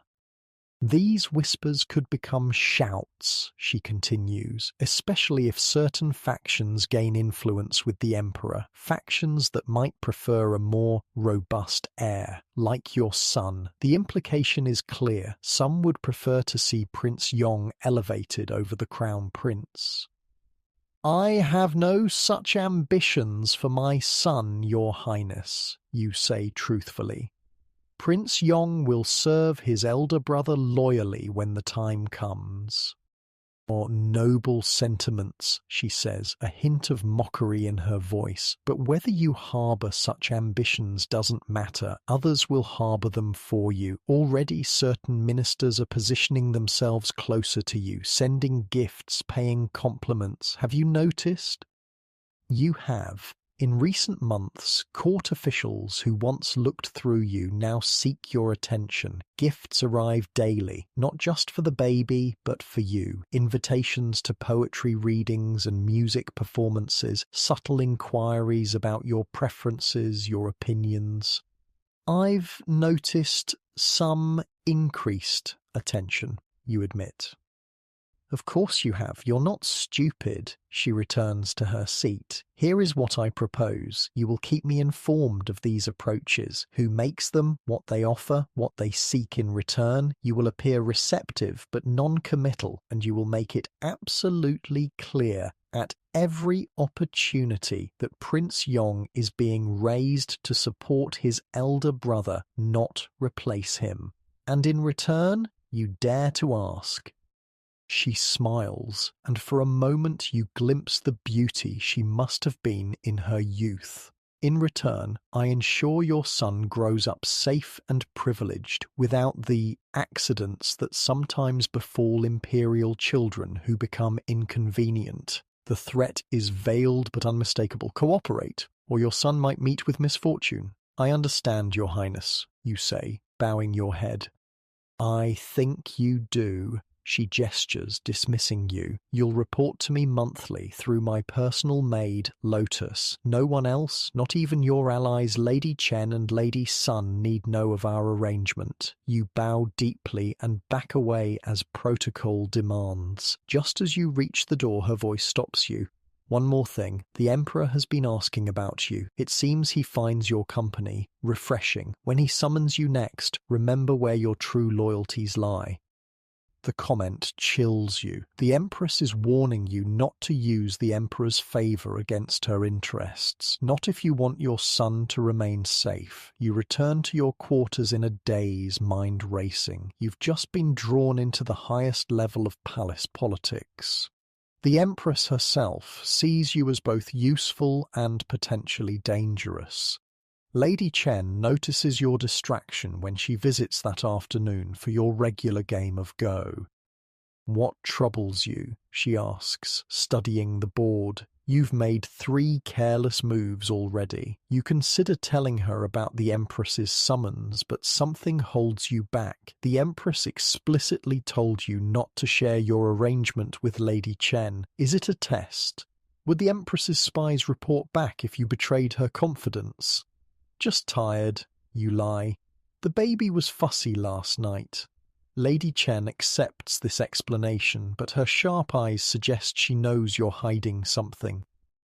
Later that day, you visit the imperial nursery. Prince Yong recognizes you now, reaching his chubby arms toward you when you enter. The sight still makes your heart constrict with love and fear. In the Forbidden City, love is the most dangerous emotion of all. It gives others leverage.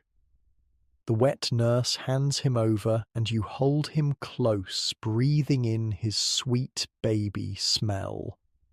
Around you, nursemaids and guards maintain a respectful distance, but you know they watch and listen to everything. Your son received a gift today, says the head nursemaid, presenting a tiny jade pendant on a red silk cord from Minister Wu's household. Minister Wu, the Minister of Rights, one of the most powerful officials in court. Why would he send a gift directly to your infant son? A generous gesture, you say carefully. Has it been tested? Of course, it's quite safe. You examine the pendant, a dragon and phoenix in perfect detail, far too valuable for a simple gift of congratulations, especially 7 months after the birth. Send a suitable acknowledgement, you instruct, handing the pendant back. You don't want the valuable item near your son, no matter how many tests it's passed, and keep it with his other treasures, meaning locked away. That night, unable to sleep, you start a mental inventory of the political forces gathering around your son. Minister Wu represents the conservative faction, traditionalists who maintain strict Confucian values and resist foreign influence. By contrast, Minister Zhao, from the Board of Works, who sent an elaborate mechanical toy last week, leads the progressive faction that favours increased trade with outsiders. Both powerful, both suddenly interested in a 4th-rank consort's baby son. Then there are the military commanders. General Feng sent an exquisite miniature sword. Admiral Hong contributed a pearl said to protect from drowning. Even the chief eunuch, who officially serves the emperor but maintains his own power base, has shown unusual attention to Prince Yong's welfare. All because your son appears strong while the crown prince remains weak, all positioning themselves for future influence should succession become complicated.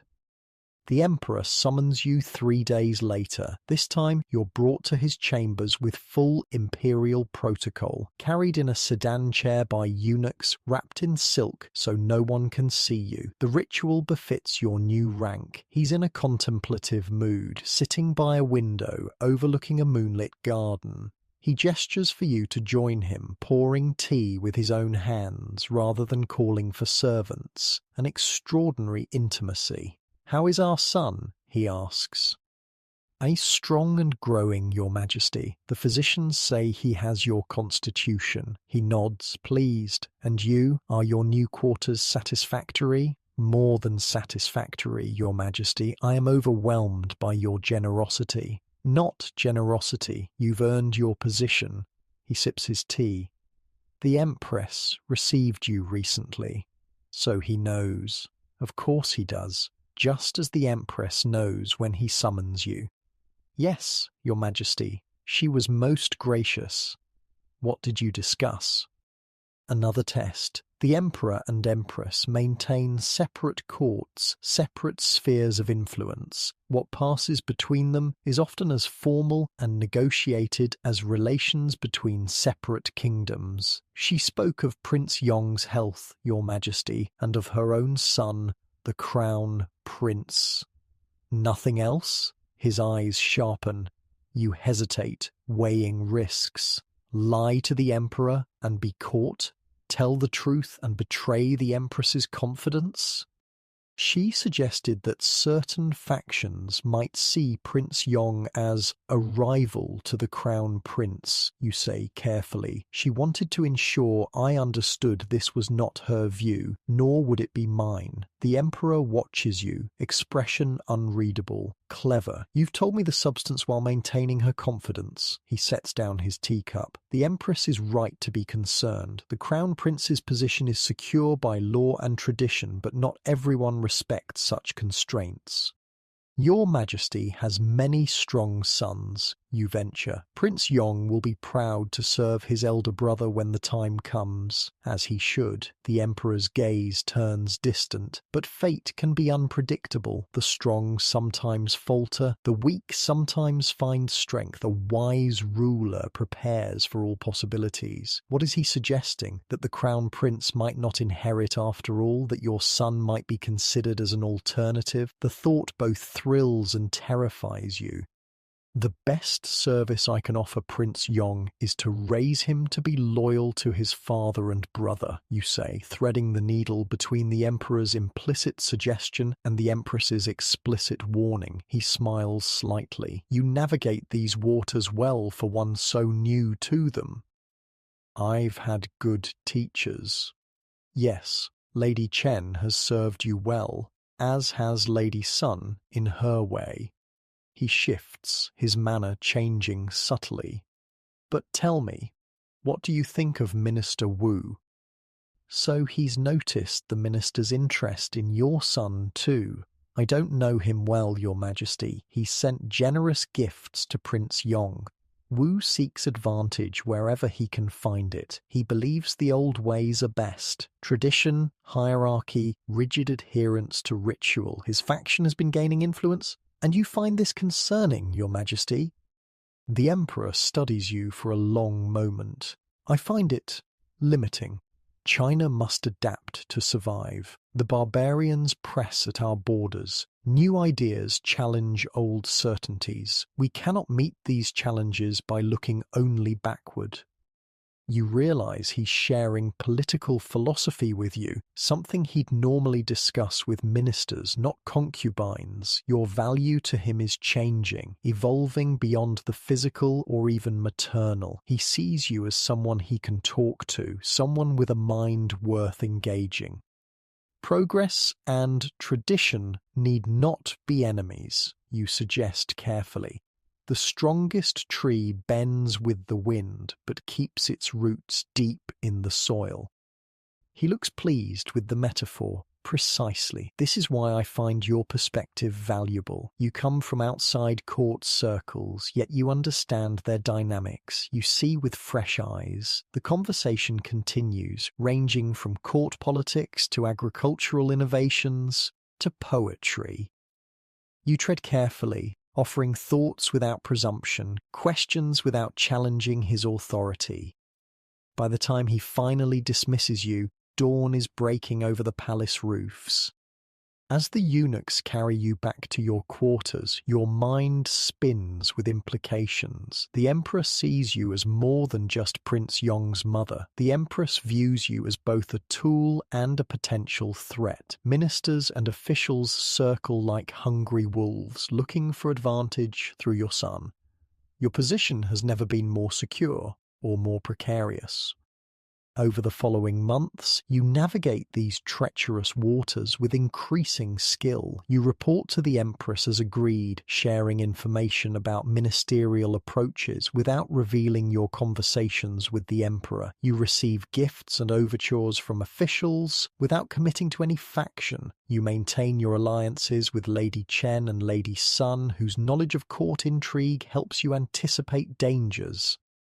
Prince Yong thrives, growing from infant to toddler with remarkable vigor. At his first birthday celebration, an elaborate affair attended by the Emperor himself, he walks steadily across the ceremonial carpet to bow before his father, a feat that draws gasps of admiration from the assembled courtiers. The Crown Prince, forced to attend despite a lingering cough, watches with ill-disguised envy.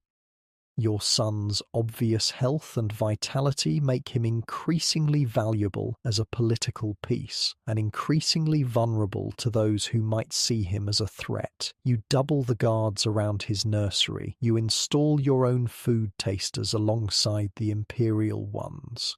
You trust no medicine, no toy, no visitor without thorough inspection. The Empress, surprisingly, becomes something of an ally in these protective measures. Whatever her feelings about your son's superior health compared to her own child, she recognizes that stability depends on all imperial children remaining safe. Succession crises triggered by suspicious deaths benefit no one. The Crown Prince has requested to meet his younger brother, she informs you during one of your monthly reports. I think it would be beneficial for them to develop a relationship early. The suggestion alarms you. The Crown Prince is 16 now, intelligent but bitter about his persistent ill health. What if he resents Prince Yong's robust constitution? What if he sees a future rival rather than a brother? As your Highness wishes, you say, hiding your concern. Don't worry so obviously, she chides. My son understands his position. Better he knows his brothers as allies than sees them only as threats from a distance. The meeting is arranged with elaborate protocol. Both princes, despite one being barely a year old, are dressed in formal robes, indicating their rank and lineage. The Crown Prince sits on a small throne while Prince Yong is carried in by his nursemaids. You watch from behind a screen, heart in your throat as your son is placed before his elder brother. To your surprise, the Crown Prince's stern expression softens when Prince Yong, ignoring all protocol, toddles forward and reaches curiously for the jade pendant hanging from his brother's belt. He's fearless, the Crown Prince remarks, letting the baby examine the ornament, like father must have been. He's strong, Your Highness, says the nursemaid, like his elder brother will be when health returns. A diplomatic answer. The Crown Prince doesn't seem convinced, but he pats Prince Yong's head with something like affection. When I am emperor, he says, I will need loyal brothers to help me rule, better than ministers who think only of their own advancement. Is it a genuine sentiment or a calculated performance for those watching? Either way, it represents a potential shift in how your son is viewed, not as a threat to the Crown Prince, but as a future supporter and defender. As Prince Yong is carried out, the Crown Prince catches your eye through the screen. He knows you're there, watching. His gaze is unreadable, but he inclines his head slightly. Acknowledgement, if not exactly respect. That night, the Emperor summons you again. These meetings have become more frequent, once a month at least, sometimes more often. Court gossip suggests you've become something of a favourite, though not yet elevated to the status of imperial consort. "Our sons met today," he says as you pour his tea. "Yes, Your Majesty. The Crown Prince was most gracious. He is intelligent, my eldest. What he lacks in physical strength, he makes up for in mental acuity." The Emperor sounds both proud and concerned. "Did you know he's been studying the military classics? Strategy, tactics, the art of war? A proper education for a future emperor, you offer, perhaps. But he shows little interest in poetry, calligraphy, or music, the civilizing arts that balance martial knowledge." He sighs. "I worry about what kind of ruler he will become." You remain silent. This conversation veers too close to treason to risk a comment. "Prince Yong seems differently inclined," he continues. "Even at his young age, he shows curiosity, engagement with the world. The nursemaids say he smiles at music." "He does, Your Majesty. He waves his hands when the court musicians practice near the nursery." The Emperor nods, pleased. "Good. A ruler needs appreciation for beauty as well as strength." A ruler. Has he said too much? His expression gives nothing away. "All your sons have different gifts," you say carefully. "Together they will bring honor to your legacy." He seems satisfied with this diplomatic answer. The conversation shifts to other matters. Court intrigues, provincial reports, the eternal bureaucratic squabbles between ministries. As dawn approaches, he dismisses you with unusual warmth, squeezing your hand briefly as you bow to leave. It's the most personal gesture he's ever made toward you. Back in your quarters, you find a message waiting, a folded paper slipped under your door. Inside, written in a careful hand, are 2 lines. "The phoenix rises only when the dragon falls. Prepare your nest carefully, mother bird." No signature, no clue to the sender, but the meaning seems clear enough. Someone believes the Crown Prince's position is vulnerable. Someone thinks your son might replace him. Someone is encouraging you to prepare for this possibility. You burn the note immediately. Such words are dangerous, even to possess. But the warning, or is it a promise, echoes in your mind as you prepare for sleep. Your position has never been stronger. 4th rank consort, mother of a healthy prince, confidant to the emperor, informant to the empress, ally to powerful court factions. Yet the shadows grow longer, the knives sharper, the smiles more poisonous. You're 18, and the Forbidden City has taught you its most important lesson. The higher you rise, the farther you have to fall. And in this place, no one catches you when you fall. They just watch and wait and take what you leave behind. You're 22, your son now a toddling target in a palace that chews up hope and spits out bones. You've dodged knives, both steel and whispered, but the air's heavier now, thick with plague and panic. The Emperor is sick. The court's a mess of whispers, and the word succession slithers through silk curtains. Prince Yong, your beautiful boy, has just turned 3, old enough to speak in full sentences, to recognize Chinese characters, to bow perfectly in court ceremonies, old enough to be dangerous to those who support the Crown Prince, old enough to be a pawn worth sacrificing in the great game. You've risen to third-rank consort through the Emperor's continued favour. Your chambers now sit in the inner palace complex, just 2 courtyards away from the imperial bedchambers. Your robes are embroidered with gold thread, your hair ornaments worth more than your entire village's yearly harvest. When you walk through the palace, lower-ranking women kowtow, eunuchs scurry to fulfill your wishes. But wealth and status offer no protection against what's coming. Perhaps they even make you more vulnerable. The Emperor won't last the season, Lady Chen tells you during a private tea ceremony. She's risen alongside you, now a third-rank consort herself, still your ally after all these years. His physicians say the infection has reached his lungs. They've been saying that for months, you reply, careful even in private. Walls have ears, especially palace walls. This time, it's different. They've summoned the imperial clansmen from the provinces. The succession council meets daily. Your stomach tightens. The crown prince is 19 now, still physically weak but mentally sharp. By law and tradition, the throne is his. But law and tradition mean little when power hangs in the balance. "What have you heard about Prince Yong?" you ask, trying to sound casual. Lady Chen's eyes flick to the door, checking for eavesdroppers. Minister Wu's faction mentions him often. They say a strong emperor is needed in dangerous times. The implication is clear. Some factions would prefer your healthy, vigorous son to the sickly crown prince, despite the age difference. A regent could rule until Prince Yong comes of age. He's 3, you say flatly. He can barely dress himself.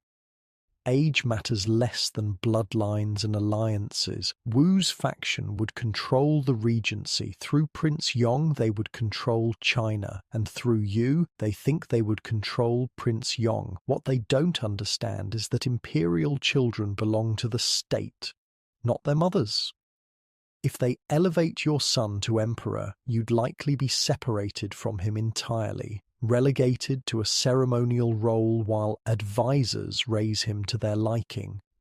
The crown prince is the rightful heir, you say firmly. Lady Chen studies you over her teacup. You sound like the Empress. The Empress understands stability. A succession crisis benefits no one except those who wish to seize power for themselves. The conversation shifts to safer topics, but the warning lingers. Your son has become the centre of a dangerous political calculus, with your own position hanging in the balance. That night, a palace maid delivers a message, not written, too dangerous for that, but whispered directly in your ear. The Empress requests your presence at the hour of the rat. Come alone, tell no one. Midnight. The palace sleeps, or pretends to. You slip through dark corridors, accompanied by a single trusted maid who waits outside while you enter the Empress's inner chambers. The room is dimly lit by a single oil lamp. The Empress sits behind a screen, her figure a shadow against the translucent paper. Even in private, certain protocols must be maintained. The Emperor will die within the week, she says without preamble. The court physicians have told me confidentially, you kowtow, stunned by the bluntness of her statement. Rise, she commands. We have little time for formalities. What do you know of Minister Wu's plans? Only rumours, Your Highness. They speak of the need for a strong emperor. They speak of your son. The Empress's voice is tight with controlled anger. They have approached General Feng and the provincial governors. They seek military support for a regency council. Prince Yong is 3 years old, you say, echoing your earlier conversation with Lady Chen. He cannot rule. Of course not. Wu would rule through him, and to secure their position they would first need to remove the crown prince. A cold fear grips you. Remove can only mean one thing. My son is the rightful heir. The Empress continues. The ministers may not love him, but the common people respect tradition. Civil war benefits no one. What would you have me do, Your Highness? The Empress rises, moving around the screen to face you directly, an extraordinary breach of protocol that underscores the gravity of the situation. Publicly declare your support for the Crown Prince. Take Prince Yong to pay homage to his elder brother. Make it clear to all factions that you reject any plan to place your son on the throne. You bow your head. Of course, Your Highness. There's more. She hesitates, unusual for a woman normally so decisive. You must leave the palace. Your head snaps up. Leave? For your safety and Prince Yong's. As long as you both remain here, you will be tools for ambitious men. The Crown Prince cannot secure his rule while potential rivals exist within the palace walls. You want us exiled. The realization hits like a physical blow. Not exiled, protected. The Empress's expression softens slightly. I have arranged a residence in Suzhou, beautiful gardens, a staff of servants, an appropriate income. You will live in comfort, and Prince Yong will receive the education befitting an imperial prince. When he is older, if he proves loyal, he may be recalled to serve his brother's court. And if I refuse? Her eyes harden. Then I cannot guarantee your safety or your son's when my husband dies and the real struggles begin. The palace is no place for children during a succession. She's right, and you know it. The history of imperial China is littered with dead princes, casualties of succession struggles. Even if the Crown Prince secures the throne without bloodshed, your son will always represent a potential threat to be eliminated. When must we leave, you ask, resignation in your voice. Tomorrow night. Tell no one, not even Lady Chen, especially not Lady Chen. The warning surprises you. Lady Chen has been your ally for years. You think she would betray me? I think her survival depends on maintaining relationships with multiple factions. She cannot afford to be associated with someone who defies Minister Wu's plans. You return to your chambers, mind racing. In less than a day, you must prepare to leave the only home you've known for the past 6 years. The palace that took you as a child will spit you out as a woman, neither fully welcome nor fully rejected. The next day passes in a blur of controlled panic. You can pack almost nothing without arousing suspicion. You visit Prince Yong in the nursery, heart breaking at the thought of tearing him away from the only home he's ever known, but relieved he'll be spared the deadly politics of succession. We're going on a journey tomorrow, you tell him as he plays with carved wooden animals. A special trip, just you and me. Will father come? He asks, his innocent question a dagger to your heart. No, my love, father must stay here, but we'll be together. You don't tell him you'll likely never see the Emperor again. At 3, he can't understand such permanent separations. You can barely grasp it yourself. As commanded, you take Prince Yong to pay respects to the Crown Prince that afternoon. It's a public ceremony, witnessed by court officials, including Minister Wu, whose face darkens when you guide your son to bow deeply before his elder brother.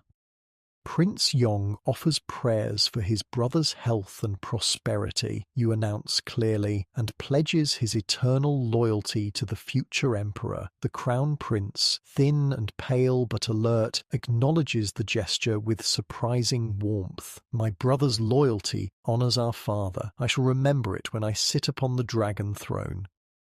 The message is unmistakable. You have chosen sides, publicly and irrevocably. Minister Wu leaves the ceremony without speaking to you, his plans visibly disrupted. That night, as the palace settles into uneasy sleep, a closed sedan chair arrives at your private garden gate. 2 eunuchs, loyal to the Empress, help you and Prince Yong inside, covering you with dark cloth. The chair-bearers, not palace servants but hired men from the city, lift you and begin the journey out of the Forbidden City.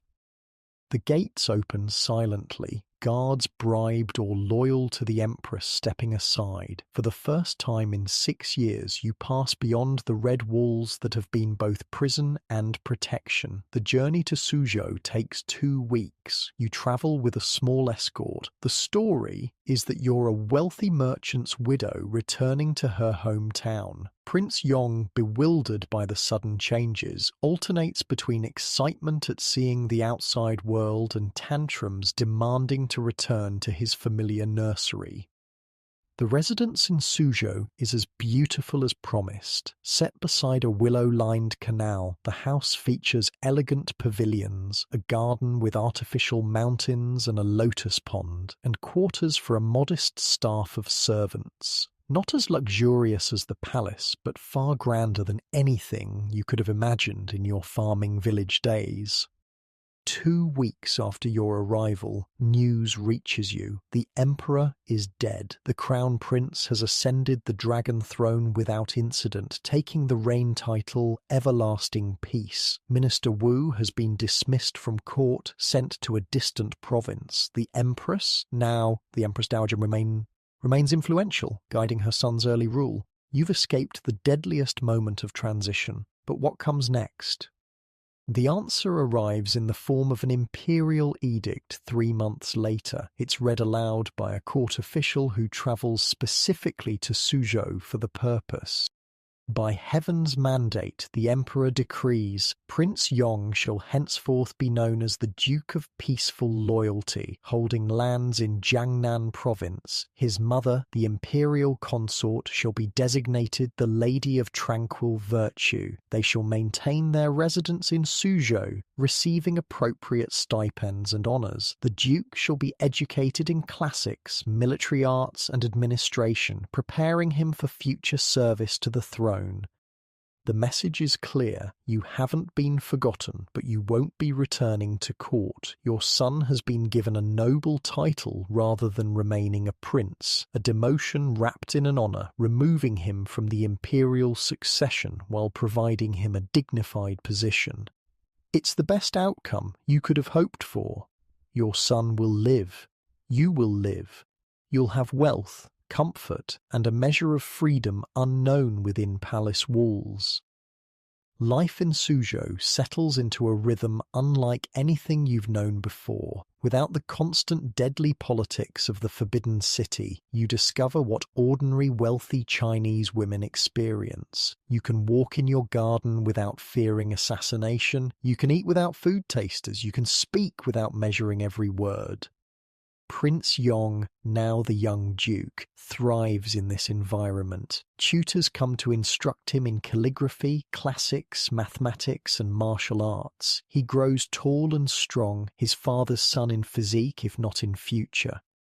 Years pass. You turn 25, then 30, then 35. Your son becomes a young man, respected in the region for his intelligence and fairness. Local officials consult him on difficult matters. Merchants seek his approval for major ventures. He shows administrative talent that might have made him a fine emperor in another life. Occasionally, news comes from the capital. The emperor, your son's half-brother, has consolidated power. The Empress Dowager has retired to a Buddhist temple. Lady Chen eventually fell from favour, though rumours suggest she lives comfortably in a country estate rather than suffering execution. The palace politics that once consumed your every waking thought now seem distant, almost trivial. You realise the enormity of what you escaped, not just death or disgrace, but a lifetime of artificial constraints, of never feeling safe, of seeing your son used as a political tool until he was either broken by the system or corrupted by it. On your 40th birthday, a surprise visitor arrives, a palace eunuch, aged now but still recognizable as one who served the old empress. He brings gifts and a letter written in the Empress Dowager's own hand. "You chose wisely," she writes. "The palace consumed those who remained. Your son lives. Mine rules, but never sleeps peacefully. Perhaps you found the better path." It's as close to an admission of envy as you'll ever receive from the woman who was once the most powerful female in China. That night, sitting in your garden pavilion watching fireflies dance over the lotus pond, your son joins you. He's 21 now, recently married to the daughter of a respected scholar official family. The match was based on compatibility rather than politics, another freedom you'd never have had in the palace.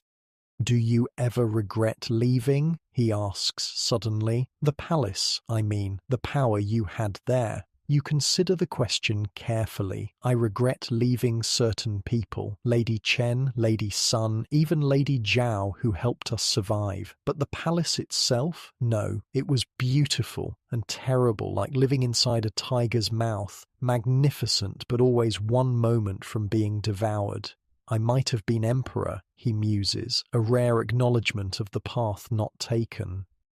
"You might have been dead," you correct gently. Few imperial sons survived succession struggles intact. Instead, I'm a minor noble in a provincial city. You're alive, free to make your own choices, to marry for compatibility rather than alliance, to walk in gardens without armed guards, to eat without fear of poison. You take his hand. "I was sold to the palace at 12. I never had choices. You do." He smiles, squeezing your hand. Freedom instead of power. An unusual choice in our history. Perhaps that's why we're still here to discuss it. Later, as you prepare for sleep in your comfortable chamber, a room that's truly yours, not assigned based on imperial favour, you reflect on the journey that brought you here. From a farmer's daughter to imperial consort to provincial noblewoman, from terrified child to political survivor to something approaching contentment. The path makes no sense from the outside, following neither fairy tale narratives of triumph nor tragic arcs of destruction. Instead, it's messier, more human. You survived, you protected your child, you found a way to live with dignity beyond the gilded cage that nearly consumed you. Perhaps that's the reality of a concubine's life, not the romantic fantasies of imperial favour, nor the simplistic tales of victimhood, but the complex navigation of impossibly constrained choices, the constant calculations of survival, the rare opportunities seized when possible, the wisdom to know when to advance and when to retreat. As you drift towards sleep, more comfortable in your provincial bed than you ever were on imperial silk, you think of all the women still trapped in the Forbidden City's harem, hundreds of concubines competing for favour that's always temporary, status that's always conditional, power that's never truly their own. You escaped, not perfectly, not without cost, but enough to build something real from the ruins of those impossible constraints. In the quiet darkness of a Suzhou night, far from the palace intrigues that once defined your existence, you realize you found something few imperial consorts ever discover. Not just survival, but peace. And in the end, that might be the greatest victory of all. And with that, close your eyes and drift off to sleep.